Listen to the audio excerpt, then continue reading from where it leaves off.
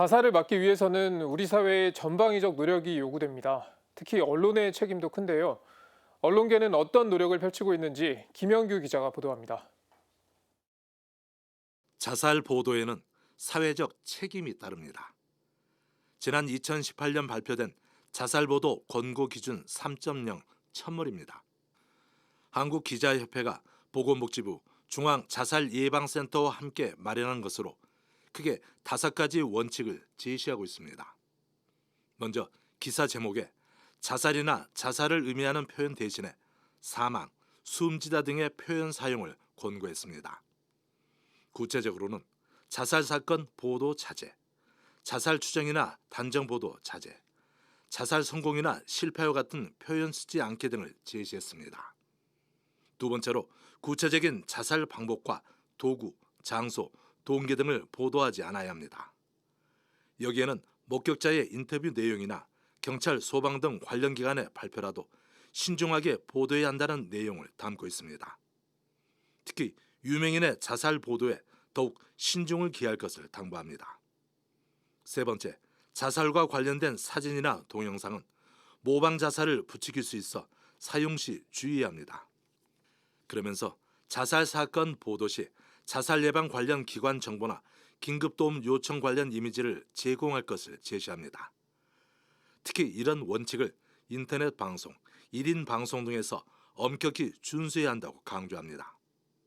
자살 보도 권고 기준 3.0은 또 자살을 미화하거나 합리화하지 말고 자살로 발생하는 부정적인 결과와 자살 예방 정보를 제공해야 한다고 명시했습니다. 예를 들어 벼랑 끝 선택, 마지막 탈출구, 동반 자살 등의 표현을 사용하지 말아야 한다는 것입니다. 끝으로 자살 사건 보도 시 고인의 인격과 유가족의 사생활 존중을 강조하고 있습니다. 이를 위해 유가족 신분 노출 위험 있는 정보와 유서 관련 사항은 보도 자제를 당부하는데 유명인 자살 보도 시 더욱 엄격하게 준수해야 한다고 역설합니다. 언론계는 이 밖에도 자살 예방을 위해 다양한 활동을 펼치고 있습니다.